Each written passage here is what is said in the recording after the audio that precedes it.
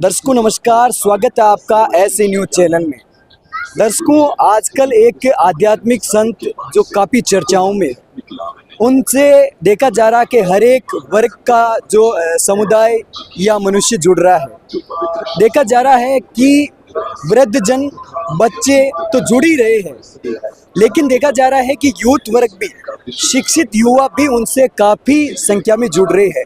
आखिरकार क्या कारण है संत रामपाल जी महाराज जी के ज्ञान में कि लोगों का जो उत्साह है, युवा वर्ग का भी उनकी भक्ति को लेने में कम नहीं है।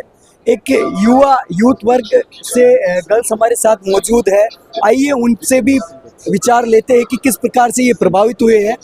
जी मैम नमस्कार। सत साहेब। प्रथम तो आपका मैम परिचय, आपका नाम क्या है, आप कहाँ से हो और वैसे क्या करते हो आप? जी मेरा नाम हर्षिता दासी है। मैं राजस्थान डिस्ट्रिक्ट चूरू और तहसील रतनगढ़ से बिलोंग करती हूँ। Currently I am studying on JEE engineering field. I take science math on in 12th और 11th, और अब मैं अपने फ्यूचर में जैसे भी हूँ इंजीनियर की पढ़ाई को कंप्लीट करना चाहूँगी। मैम आप उच्च शिक्षाएं ग्रहण कर रहे हो। आज के ज़माने में जो युवा लोग हैं, पढ़ाई को काफ़ी महत्व देते हैं, नौकरी पाना ही उनका अंतिम जो लक्ष्य बन गया है। आप पढ़ाई के बीच से ही इस आध्यात्मिक मार्ग को भी साथ में लेके चल रहे हो। कैसे आपको प्रेरणा मिली, कैसे आपका ये इस जीवन में ये प्रभाव आया है आध्यात्मिकता के प्रति? एक्चुअली आजकल के जैसे यूथ होते हैं, उनकी ये होता है कि हम लोग साइंस ले रखी, तो science is all thing, like सब कुछ हो सकता है, बट इट्स नॉट पॉसिबल। क्योंकि कई बार हम कहते हैं ना, मैंने मेहनत बहुत करी बट किस्मत ने साथ नहीं दिया। तो वो किस्मत क्या है? वो किस्मत उस साइंस से बढ़कर एक चीज़ है, और वो है स्पिरिचुअलिटी, आध्यात्मिकता, जिसकी तरफ हमें जाना चाहिए। और जाने का रीज़न सिर्फ ये नहीं है कि हमें बस ऐसे ही बूढ़े होने के लिए करनी चाहिए या ऐसे जन्म मृत्यु के बाद की नहीं। पहले तो ये देखो कि इस जीवन में सिर्फ ये थोड़ी कि हम सुखी सुखी हैं। झूठे सुख को सुख मत मानो। यहाँ बहुत सारी चीज़ें जिन्हें हमें अपनी तरफ से रिलेट करना होगा। तो आध्यात्मिक तरफ जुड़ने का सबसे पहला रीज़न तो मेन यही होता है कि हमें मोक्ष प्राप्ति करनी होती है। क्योंकि मनुष्य जीवन के बाद, मैं ऐसे ही बातें नहीं करना चाहूँगी, हमारे गुरुजी हमें बताते हैं सदग्रंथ के अकॉर्डिंग, चारों वेदों में क्या लिखा है, 18 पुराणों में क्या लिखा है, सब में लिखा है कि मृत्यु के बाद क्या होने वाला है। यहाँ तक कि गरुड़ पुराण में भी लिखा गया है, बट स्टिल हम इस बात को नहीं समझते हैं। और इसका रीज़न यही है कि कहीं ना कहीं हम लोगों को ऐसे बाबा मिलते हैं, ऐसे लोग मिलते हैं जो हमें पाखंड की तरफ लेके जाते हैं, जिस साधना से कुछ निष्कर्ष नहीं निकल सकता है। जैसे कि महात्मा बुद्ध है, ये इसी तरीके का एक एग्जाम्पल है। तो इसलिए मैं कहना चाहूँगी, स्टिल कुछ पढ़ो, आध्यात्मिकता की तरफ जाओ। साइंस सब कुछ नहीं है, ये धरती बनी है। साइंस सिर्फ वो करती है जो अब तक बन चुका है, उस पर रिसर्च कर सकते हैं, पर ये चीज़ बनी कैसी है, दैट्स द मेन थिंग। आपको ये जानना होगा कि क्या बना है, कैसे बना है, क्यों बना है, और हम यहाँ क्या है, हमारा अस्तित्व क्या है यहाँ पे। तो मैम इस मार्ग में आने से पहले आपके भी क्या दूसरे स्टूडेंट्स के जो विचार होते हैं वही रहे हैं, और इसके बाद में आने पर आपको क्या लगा? एक तो जैसे मैं एक फेमिनिन हूँ, तो लाइक मुझे ऐसे लगता है कि सब चीज़ें एक लेवल पे होनी चाहिए, एक सिंक्रो में होनी चाहिए।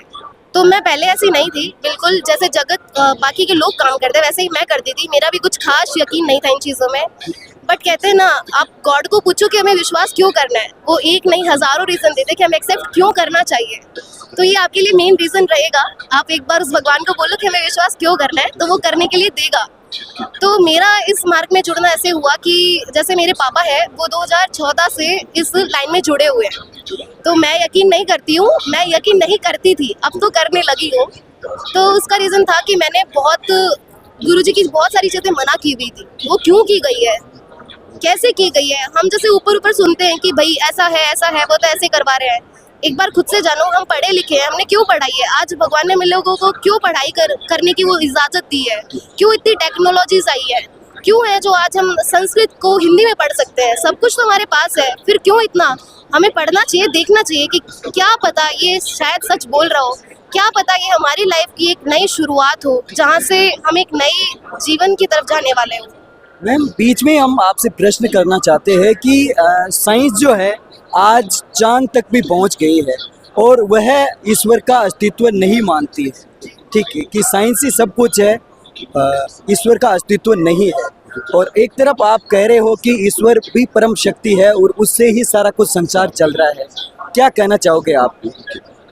क्योंकि साइंस युग है, आप भी उस साइंस युग के बीच में हो। जी देखो, साइंस वालों को मानना क्या होता है कि भगवान नहीं होता है, जो करने वाले हैं हम करने वाले हैं। हम चांद पे पहुंच गए, अरे पहली बात तो यही सोचो ना कि वो चांद बनाने वाला कोई है। आप जा रहे हो, उस ग्रेविटी को पार कर रहे हो, वो ग्रेविटी बनाने वाला भी तो कोई है। तो आप फॉर्मूले लगा रहे हो, कहाँ से लगा रहे हो? रामानुजन जो एक बहुत ग्रेट मैथमेटिशियन थे, उनके दिमाग में भी कोई लेके आता था ना कि फॉर्मूले एक्चुअल में आए कहाँ से है। तो देखो उस चीज़ को ये मत कहो कि सिर्फ हम ही है, नहीं ऐसा नहीं है, ये गलत फहमी है और ये वहम जितनी जल्दी मिट जाए उतना अच्छा होगा हमारे लिए। हमें देखना चाहिए कि साइंस सब कुछ नहीं है। क्यों? क्योंकि वैक्सीन्स बनाते हैं तो पहली बात तो बीमारी आई कहाँ से है, किस रीज़न से आई है, और उसके बाद वो वैक्सीन बनाई जाती है तो वो ऐसे ही नहीं बनाई जाती। हमारे जैसे कितने साइंटिस्ट हैं जो इस चीज़ पे मेहनत करते हैं, पर वो किसी एक की बनती है। तो भगवान जिससे चाहता है उसी की बनती है और ऐसे बनती भी नहीं है। रामानुजन जैसे कितने मैथमेटिशियंस थे, पर सब तो नहीं बने ना, एक ही बना। क्यों? क्योंकि उस भगवान की रजा होती है, उसकी इच्छा होती है। अरे उसके बिना तो कोई पत्ता भी नहीं हिलता।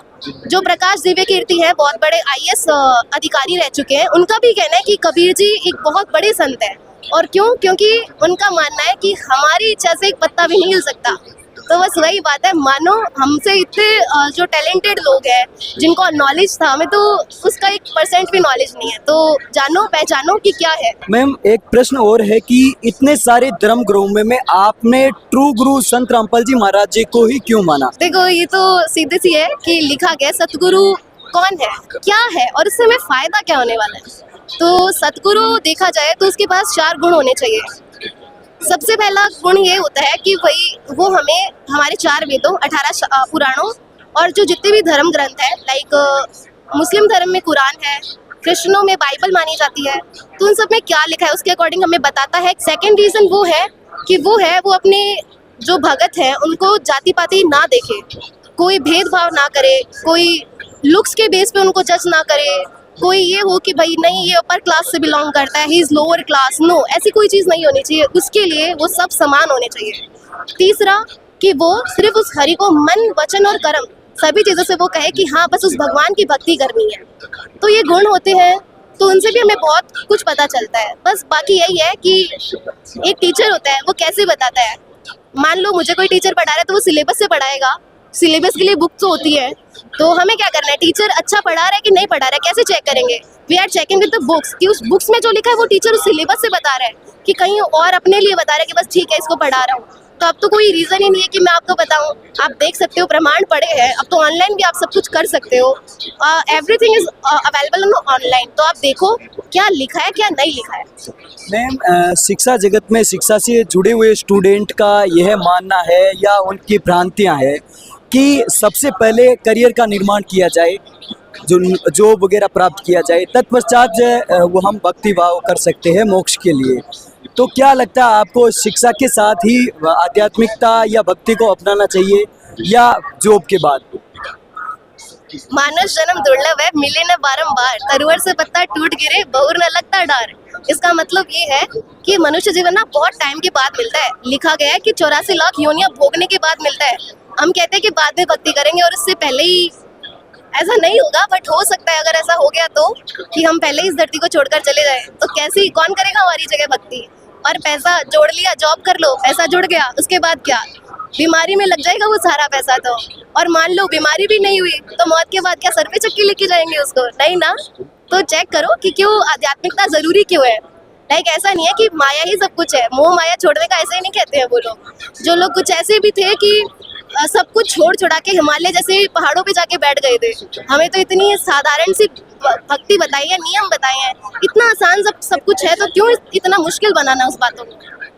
हर एक श्रद्धालु जो है अपने इष्ट देव की भक्ति इसलिए करता है कि उनको किसी प्रकार के आध्यात्मिक, शारीरिक, मानसिक, भौतिक लाभ प्राप्त हो। आपको लगता है कि संत रामपाल जी महाराज जी जो भक्ति पद्धति बता रहे हैं उनसे स्टूडेंट्स की या लोगों की जो है डिमांड पूरी हो सकती है? ये डिमांड देखो पूरी होती है।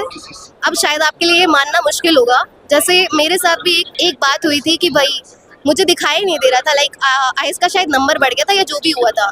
बट स्टिल मैंने गुरुजी से प्रार्थना लगवाई और वो चीज़ हुई। मेरी आंखों से मुझे अब सब कुछ क्लियर दिखता है।